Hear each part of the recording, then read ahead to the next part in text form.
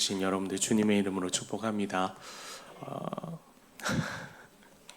네, 이렇게 여름 휴가는 다 다녀오셨나요? 네, 한결 이렇게 휴가 다녀오시고 나서 얼굴이 밝은 얼굴로 또 이렇게 뵐 수 있어서 정말 주님의 은혜인 것 같습니다. 자, 우리 함께 오늘 말씀 보도록 하겠습니다. 오늘 함께 볼 말씀은 잠언 9장입니다. 잠언 9장 1절에서 18절까지의 말씀 우리 함께 보도록 하겠습니다. 잠언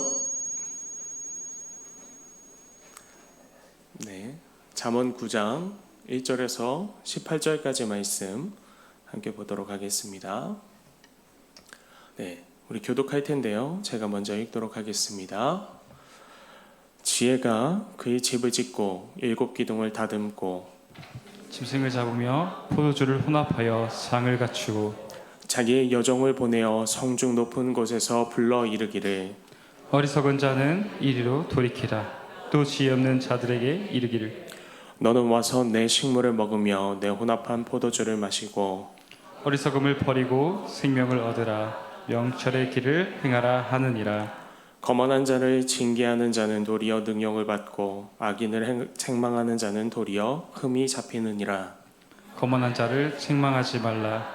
그가 너를 미워할까 두려우니라. 지혜 있는 자를 책망하라. 그가 너를 사랑하리라.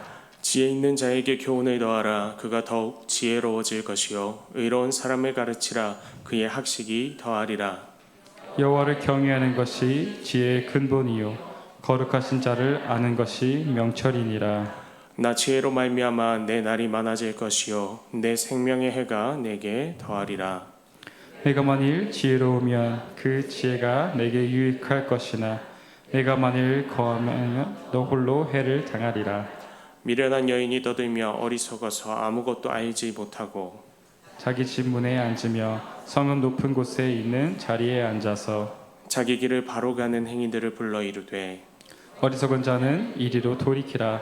또 지혜 없는 자에게 이르기를 도둑질한 물이 달고 몰래 먹는 떡이 맛이 있다 하는도다. 오직 그 어리석은 자는 죽은 자들이 거기 있는 것과 그의 객들이 수월 깊은 곳에 있는 것을 알지 못하느니라. 아멘. 예, 마이크 소리 그냥 원래대로 줄여주실래요? 제가 가까이 대고 설교하도록 하겠습니다. 네, 감사합니다. 네, 여러분 오늘 말씀은 잠언 1장부터 9장까지 기록되어 있는 이 지혜에 관한 말씀에 대하여서 총체적으로 요약하고 있는 말씀이 바로 오늘 우리가 함께 읽은 이 9장의 말씀입니다. 이 잠언서 1장부터 9장까지 그리고 이 잠언서 전체를 관통하는 이야기들이 좀 있는데요. 잠언서 자체는 누가 썼는지 우리가 너무나 잘 알고 있어요. 말씀은 처음부터 잠언이 솔로몬의 잠언이라고 이야기하고 있습니다. 그러니까 이 잠언은 솔로몬이 기록하였다라는 것이죠. 그리고 또 1장 8절에서 말하기를 내 아들아 내 아비의 훈계를 들으며 내 어미의 법을 떠나지 말라라는 말씀이 기록되어 있는 걸로 보아서 이 솔로몬이 소위 자기가 아들이라라고 부르는 그 누군가를 대상으로 쓴 글이 바로 이 잠언이라라는 것을 우리는 이해할 수 있습니다. 그런데 이것이 정말 솔로몬의 아들들에 대한 이야기일 수도 있고요. 혹은 다음 세대, 즉 젊은 사람들, 다음 세대를 짊어져야 할 이제 나이가 든 이 솔로몬이 아직 어린 자들에게 하는 훈계의 말이 될 수도 있다라는 것을 우리는 좀 이해하면서 오늘의 말씀을 좀 시작해 보고자 합니다. 아무튼 솔로몬은 세상에서 가장 지혜로웠던 사람으로 알려져 있습니다. 그것은 누구나 다 아마 인정하실 것입니다. 그리고 솔로몬은 1장부터 9장까지 이 잠언의 굉장히 많은 분량을 계속해서 우리한테 이야기하고 있는데요. 바로 지혜를 구해야 한다라고 말하고 있습니다. 예, 그리고 오늘 우리가 읽은 이 9장이 이제 그 솔로몬의 모든 지혜를 간구해야 한다라는 요청의 핵심적인 내용을 담고 있는 장이 바로 오늘 우리가 읽은 9장입니다. 오늘의 말씀에서 가장 중심이 되는 내용은 우리가 너무나 쉽게 찾을 수 있습니다. 바로 10절 말씀인데요. 우리 잠언 9장 10절 말씀을 다시 한번 큰 소리로 읽어보도록 하겠습니다. 함께 읽겠습니다. 여호와를 경외하는 것이 지혜의 근본이요 거룩하신 자를 아는 것이 명철이니라. 네, 여러분들 중에는 아마 이 말씀을 암송해 보신 분들도 있을 것 같아요. 그러니까 굉장히 많이 알려진 말씀이라는 것이죠. 그런데 이렇게 말씀이 많이 알려진 것처럼 사실 오늘 솔로몬이 이 잠언에서 우리에게 권하고 있는 이 권면은 조금 이상한 느낌을 받게 만듭니다. 왜 그러냐면 모르는 사람한테 하는 말이라면 이해된다라는 거죠.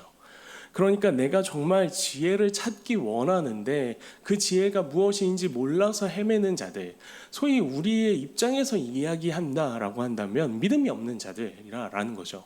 세상에서 신을 찾아 헤매고 참된 진리를 찾아 헤매고 있지만 그 답에 대해서 전혀 알지 못하는 사람들, 이런 사람들을 향해서 오늘 솔로몬이 아까 잠언 9장 10절의 말씀처럼 여호와를 경외하는 것이 지혜의 근본이요 거룩하신 자를 아는 것이 명철이다라고 이야기한다라고 한다면 이 말씀은 맞는 말이에요.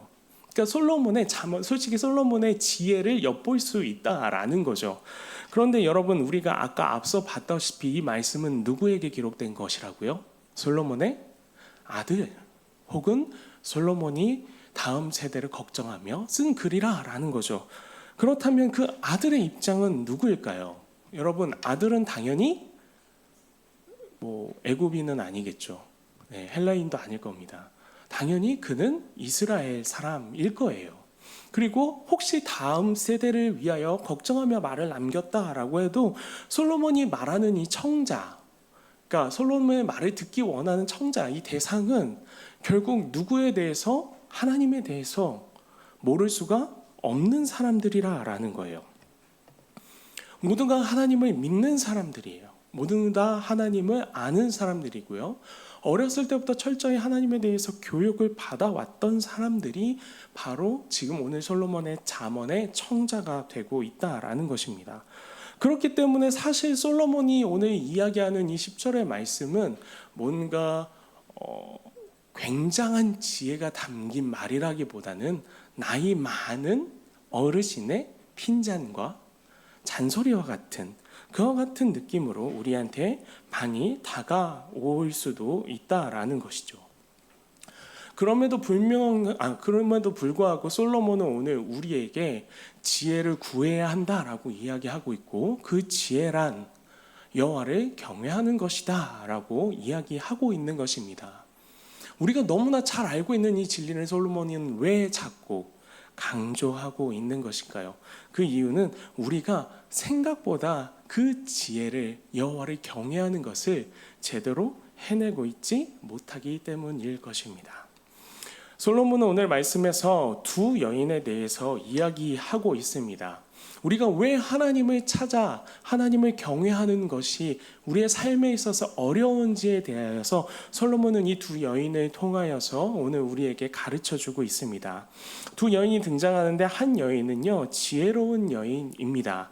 말씀에서는 지혜라고 표현하고 있지만 이 지혜라는 단어가 여성형을 가지고 있어요. 그렇기 때문에 오늘 본문의 전체적인 맥락과 비교하여서 나중에 등장하는 이 미련한 여인이라 표현되는 자와 비교되어질 때 이 지혜는 지혜로운 여인이라고도 이야기할 수 있을 것입니다.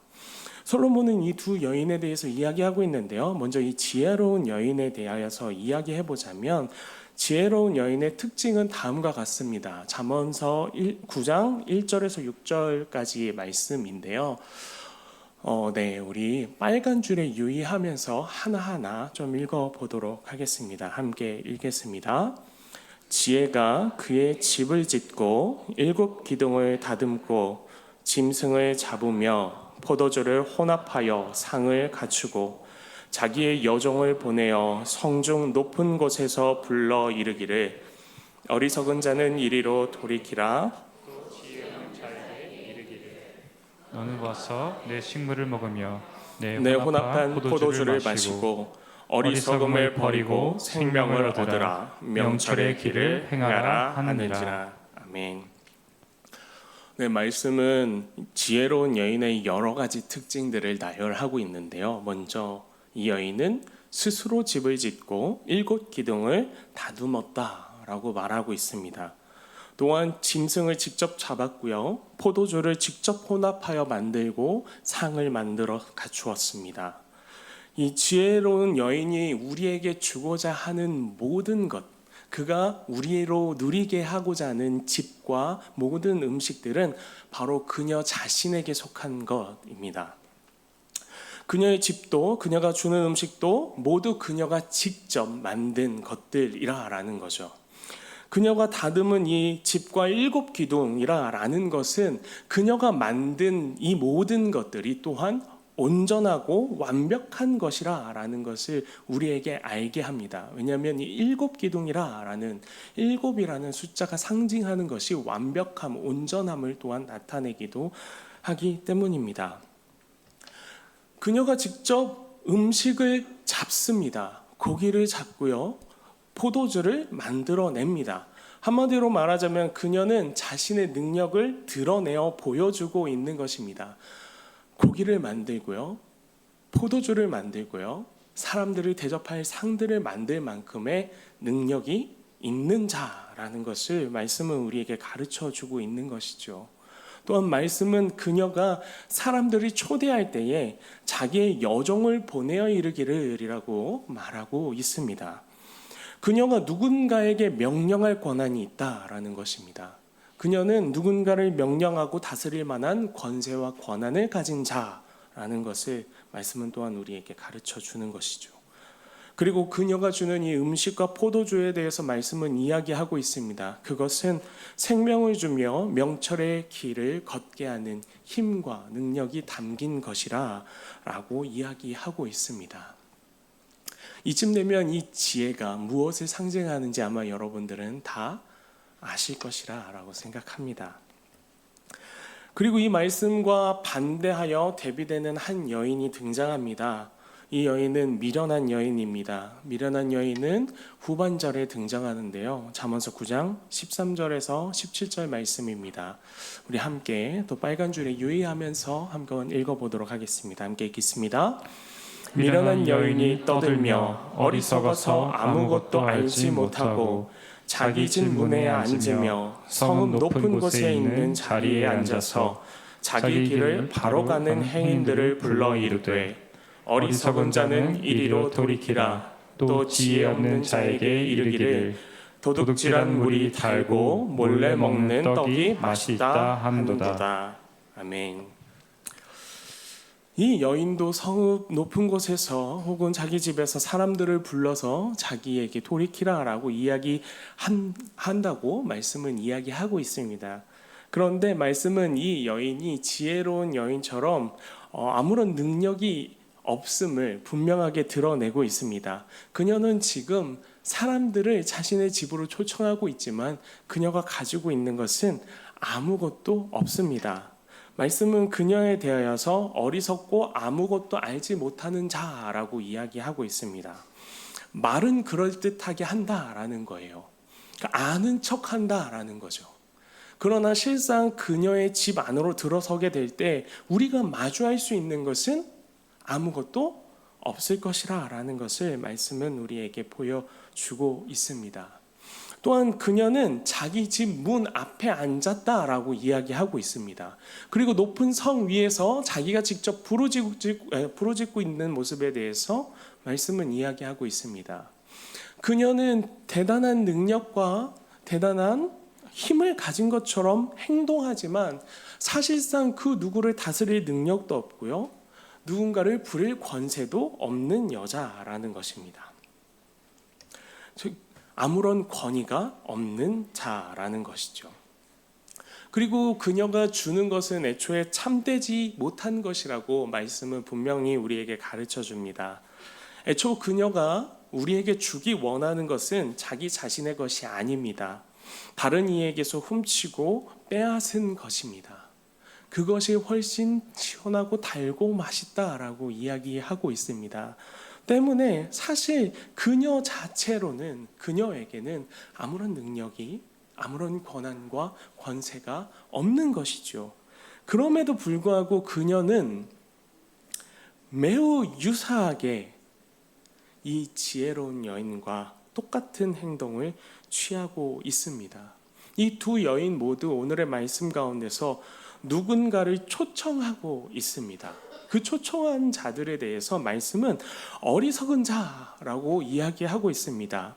이 어리석은 자가 우리가 흔히 이해할 때는 바보 같은 자, 잘못된 선택을 한 자, 그러니까 이미 결론을 내놓고 그 말씀을 주로 이해하게 되는데, 이 말씀에서 어리석은 자라는 것은 무엇이냐면 아직 심성이 부족한 자를 의미하는 거예요. 참된 진리를 아직 몰라서 헤매고 있는 자를 어리석은 자라고 표현하고 있는 것이죠. 그러니까 정말 지혜를 구하고 원하지만 아직 그 지혜를 충만하게 만나고 누리지 못한 자가 바로 이 어리석은 자라는 거예요. 근데 오늘 말씀에서 그 어리석은 자를 향하여 두 여인 모두 초청을 하고 있고, 두 여인 모두 무언가를 내어준다라는 것입니다. 이것이 바로 우리가 실제로 하나님을 경외하는, 그 지혜를 구하고 얻길 원하지만 실제로 우리의 삶이 그렇게 살아가는 것이 또 다른 이유입니다. 왜냐하면 두 여인이 언제나 지혜를 구하는 우리 앞에 있게 될 것이라는 것을 오늘 말씀은 이야기하고 있고요. 그 두 여인 중에 누가 미련한 여인이고 누가 지혜로운 여인인지를 우리가 구별하는 것이 쉽지 않다라는 것을 솔로몬은 오늘의 말씀을 통해서 이야기해 주고 있는 것입니다. 왜냐하면 겉으로 보여지는 행동은 그 집 안으로 들어가서 그 실체를 보기 전까지는 전혀 모르겠거든요. 그렇기 때문에 우리는 항상 지혜를 찾아 헤매고 하나님을 경외하기 위해 헤매지만 구별하기 쉽지 않은 것입니다. 이와 되게 비슷한 이 상황들을 너무나 잘 설명해주는 예화가 하나 있습니다. 제가 몇 년 전에 뉴스를 보다가 너무나 황당했어서 아직도 기억을 하고 있는데요. 대략 4, 5년? 한 5년은 이미 지난 예화입니다. 예화가 아니고요. 사실입니다. 무슨 말이냐면 KBS 뉴스 9시 뉴스에서 나왔거든요. 그날따라 정말 우연하게, 그때는 뉴스를 그렇게 보지도 않았는데 TV를 틀다가 너무 볼 게 없어서 뉴스를 보았어요. 그런데 거기서 아나운서가 다음 뉴스입니다 라면서 이야기를 하기를 뭐라고 이야기하냐면, 해마다 매년 산에 올라가서 독버섯을 먹고 병원에 실려가는 사람들이 너무 많다라는 이야기였습니다. 여러분들, 이 독버섯을 먹고 병원에 실려가는 사람이 매년 얼마나 나올 것 같으십니까?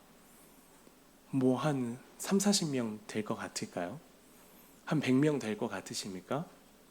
사실 100명 정도는 돼야 뉴스에 나오지 않을까요? 그렇죠? 근데 정말 그 숫자가 저를 너무 어이없게 만들었던 게, 매년 500여 명이 되는 사람이 독버섯을 먹고 그로 인해 병원으로 실려간다라는 것이죠. 그래서 그 뉴스의 팩트는 간단했습니다. 여러분, 이게 독버섯인지 아닌지 확인되지 않은 버섯은 제발 먹지 마시고, 버섯을 드시고자 하신다면 시중에 판매되는 버섯을 섭취하시기 바랍니다 라는 것이 바로 이 뉴스의 핵심이었습니다. 여러분들 지금 다 웃으시잖아요. 그렇죠? 말도 안 되는 뉴스가 제 앞에 펼쳐진 거예요. 저도 너무 당황스러웠어요. 그런데 가만히 생각해 보니까 저도 그러고 있더라고요. 무슨 말이냐면, 여러분, 제 아버지, 어머니, 부모님이 농부이십니다. 제가 농사를 짓는 게 아니잖아요. 여기서 오를 하시면 안 돼요. 이게 함정입니다. 제가 농사를 짓는 게 아니잖아요. 그렇죠? 그런데 어렸을 때부터 보고 듣고 배운 것이 있어요. 네, 어른들하고 항상 얘기하다 보면 어른들이 제 나이를 의심하세요. 왜냐하면 제가 특이한 경험들이 정말 많이 했거든요. 저 막 흑염소도 키워봤고요. 네, 아버지께서 풀잎으로, 그 다음에 갈대로 피리 만드는 법도 가르쳐 주셨는데 물론 다 잊어먹었지만, 네, 막 저는 그렇게 놀면서 컸거든요. 포도밭에서 큰 구렁이도 만나고. 예, 여러분 흙 파먹어 보신 적 있으십니까? 여러분, 백토 아십니까? 백토 드셔보신 분 아무도 없죠? 그 전라도나 어디에서만 이렇게 나온다는 그 백토, 저는 퍼서 먹어봤거든요. 한참 삽하고 내려가면 그 나무뿌리 근처에 있어요. 하얀 흙이고요. 그걸 이렇게 걸러가지고 먹을 수 있어요. 이상한 경험들을 많이 했단 말이죠. 그죠? 권사님들도 그런 게 있었어? 라고 생각하시는. 그러다 보니까 저희 아이들을 데리고 가면, 길을 가다 보면 심심찮게 그런 짓들을 되게 많이 하더라고요. 아이한테 이건 무슨 풀이고 이건 뭐고. 근데 제가 아는 지식이 정말 같잖아요. 뭐냐면 이 풀은 먹으면 이거 옛날에 사약 만들 때 만들던 재료야, 막 이런 거 있잖아요. 아무 쓰잘데. 그렇다고 해서 그 애가 못 모르고 배고프다고 그걸 뜯어 먹겠습니까? 아니잖아요. 막 산딸기, 뱀딸기 2개 이렇게 뜯어가지고 이거는 사람이 먹는 딸기고 이건 뱀이 좋아하는 딸기야. 이 딸기 있는데 가면 안 돼. 뱀이 있을 수도 있어. 막 이러고 있잖아요. 제가 그러고 있더라라는 것이죠. 어느 순간 아무것도 아닌데, 정말 내가 제대로 아는 것도 아닌데 그것이 나의 지식이고 나의 유업인 양 자랑하고 있더라라는 거예요. 이게 버섯에도 그렇더라고요. 그 뉴스를 보기 전까지, 그리고 그 뉴스를 봤을 때도 한동안은 못 느꼈는데요. 저도 그러고 있었더라고요. 매번 산에 올라가고 부모님과 산책을 하면서 저도 모르게 이렇게 얘기하고 있었던 거죠. 저 버섯은 따면 먹을 수 있지 않을까? 저거는 내가 봐도 안전해 보이는 버섯인데, 적어도 내가 알기로는 색깔이 화려하진 않으니까 저거 먹어도 될 것 같은데. 여러분들 사실 그거밖에 모르시잖아요. 그쵸? 화려한 버섯은 먹으면 안 돼, 이거밖에 모르잖아요. 그쵸? 저도 사실 그거밖에 몰라요. 그런데 저의 그 엉뚱한 경험들과 쌓여온 지식들이, 내 삶이 어느 순간 그 버섯을 먹어도 될 것처럼 여기더라라는 거죠. 여러분, 이것이 우리의 교만입니다. 이것이 우리의 신앙의 교만이에요. 우리는 평생을 알아도요, 하나님에 대하여서 제대로 발끝머리조차도 이해할 수 없는 게 우리의 인생이에요. 그럼에도 불구하고 우리는 말씀을 보면서, 예배하면서, 이 자리에 나와서 함께 기도하면서 찬양하면서 어느 순간 우리의 지식이, 하나님을 경외하는 것이 점차 커져가고 있다고 느끼고 있다는 말입니다. 충만해져 가고 있다고 느끼고 있다라는 것이에요. 그런데 때로는 이 충만해진 것 같은 나의 느낌이 교만으로 내게 다가와서 어느 순간 내가 지혜로운 여인이 아니라 이 미련한 여인의 집으로 걸어가고 있음에도 불구하고 그것을 눈치채지 못하게 만드는 그 같은 일을 우리 인생 가운데 행한다라는 것입니다. 때문에 바울은 이 두 여인에 대해서 오늘 말씀을 통해 이야기하고 있는 거예요. 우리의 신앙의 모든 여정들 가운데 우리가 정말 바라고 원하는 것은 하나님을 경외하는 것, 그 경외의 지혜를 배우는 것에 있다라고 이야기하지만, 실제로 우리가 그렇게 바라는 경외하는 삶 앞에는 늘 지혜로운 여인과 함께 미련한 여인이 함께 부르짖고 있다라는 것입니다. 여러분, 이 말씀을 우리가 좀 잘 기억하길 원합니다. 언제나 지혜로운 말씀이 들리는 것이 아니라라는 거예요. 다르게 이야기하자면 우리에겐 언제나 말씀이 들릴 거예요. 우리에겐 언제나 소리가 들릴 거예요. 그러나 우리에게는 그것이 지혜로운 여인의 음성인지 미련한 여인의 음성인지 구별할 능력이 없다라는 것, 여러분, 이것을 잊지 않으셔야 하는 점이 있습니다. 때문에 솔로몬은 오늘 말씀을 통해서 우리한테 계속 이야기하고 있는 거예요. 미련한 여인이 역시 너희에게 부르짖고 있다라고요. 그리고 그 미련한 여인에게 들어가는 자들은 결국엔 그곳은 죽음밖에 없는 곳, 수월밖에 없는 곳, 지옥밖에 없는 곳이라라는 거죠. 그럼 어떻게 그곳을 피해 갈 수 있느냐? 우리의 방향이 제대로 되었는지 혹은 잘못 걸어가고 있는지 어떻게 판단할 수 있느냐? 솔로몬은 힌트를 우리에게 주고 있습니다. 잠언 9장 7절에서 9절까지 말씀 함께 읽겠습니다. 시작. 거만한 자를 징계하는 자는 도리어 능욕을 받고 악인을 책망하는 자는 도리어 흠이 잡히느니라. 거만한 자를 책망하지 말라. 그가 너를 미워할까 두려우니라. 지혜 있는 자를 책망하라. 그가 너를 사랑하리라. 지혜 있는 자에게 교훈을 더하라. 그가 더욱 지혜로워질 것이요 의로운 사람을 가르치라. 그의 학식이 더하리라. 아멘. 그러니까 우리가 누구한테 뭐 하지 말라라는 식으로 솔로몬이 기록을 하고 있지만 우리는 이 말씀을 우리 스스로 받아들여 보아야 합니다. 우리는 지금 거만한 자인가? 아니면 지혜 있는 자인가? 우리의 삶은 어떤 모습을 취하고 있는가? 여러분들 우리 스스로를 돌아보아야 한다라는 것을 솔로몬은 이야기하고 있는 거예요. 거만한 자가 가지는 특징은 자신을 징계하는 자를 도리어 능욕하고 책망하는 자를 흠잡는 사람이라고 이야기하고 있습니다. 쉽게 표현하자면 이런 겁니다.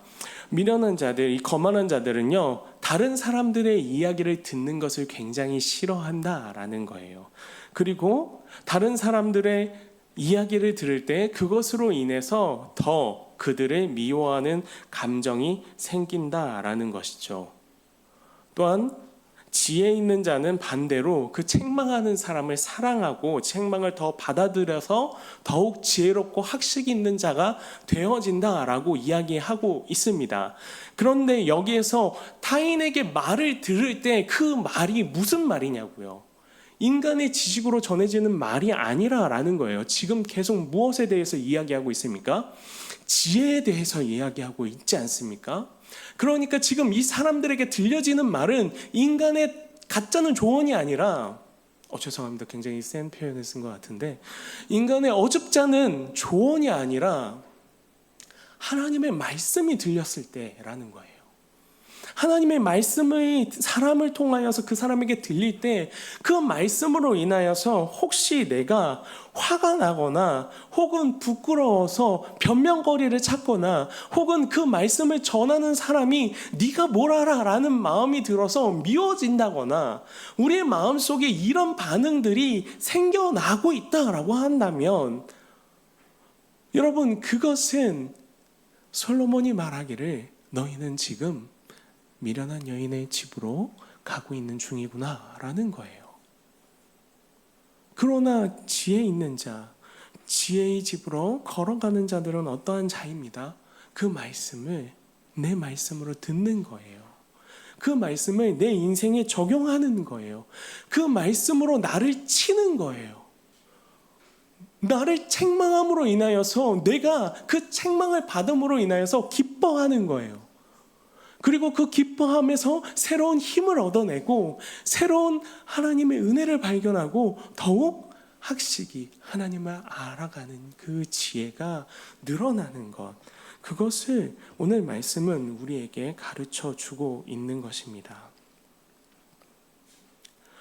우리는 지혜를 구하는 자들입니다. 우리는 하나님을 경외하는 자들입니다. 그러나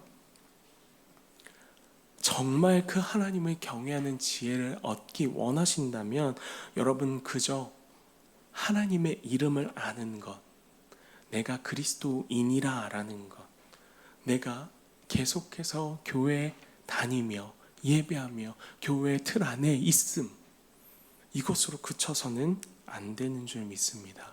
이것에 만족하는 마음이 있으시다면 혹시 그것으로 내가 하나님을 다 알고 있다라고 생각하신다면 우리는 속히 그 교만을 끊어내야 합니다. 그리고 그 말씀을 날마다 내 마음과 행실에 비추시는 여러분들이 되길 원합니다. 말씀에 반응하고 실제로 내 삶이 변화하는 자들이 되길 원합니다. 그저 좋은 말씀이었다로 끝나는 것이 아니라 그 말씀으로 인하여 책만 받는 것이 즐거움이 되고 또한 힘이 되고 그것으로 인해서 새로운 삶을 살아내기 위해 몸부림치고 그 삶의 변화를 실제로 이루어내고 그 변화를 이루어냄으로써 나의 학식이 하나님을 아는 지식이 한 단계 더 성장해졌음을 느끼는 그런 자들이 되어야 할 줄 믿습니다. 여러분은 어떤 목소리에 반응하고 계십니까? 지금 이 말씀을 듣고 있는 여러분, 매일매일의 신앙의 삶들을 영위해 나가고 계시는 여러분들, 우리는 지금 어떤 말씀에 집중하고 있습니까? 지혜로운 여인의 말씀에 집중하고 있습니까? 아니면 어느새 나도 모르는 새 이 미련한 여인의 말씀에 그것이 마치 지혜로운 여인의 말인 것처럼 순복하고 순종하며 걸어가고 있습니까? 여러분들, 우리 자신을 돌아보아서 이 솔로몬의 권면을 깊이 마음속에 담으시고 우리 스스로를 돌아보아서 모두 지혜가 여는 그 잔치까지 도달하여서 그 안에서 함께 잔치를 누리는 풍성한 그 은혜를 누리는 저와 여러분들이 되길 소망합니다. 아멘. 네, 오늘 말씀을 가지고 좀 함께 좀 찬양하고 함께 좀 기도하며 나아갔으면 좋겠는데요. 아버지 하나님, 우리가 주님의 말씀을, 주님의 얼굴을, 주님을 경외하는 그 방법들을 오늘도 찾아 헤맵니다. 아버지 하나님, 주님만이 나의 참 소망이요 나의 방패요 나의 힘이심을 고백합니다. 이 마음을 담아서 우리 함께 찬양하며 나아가겠습니다.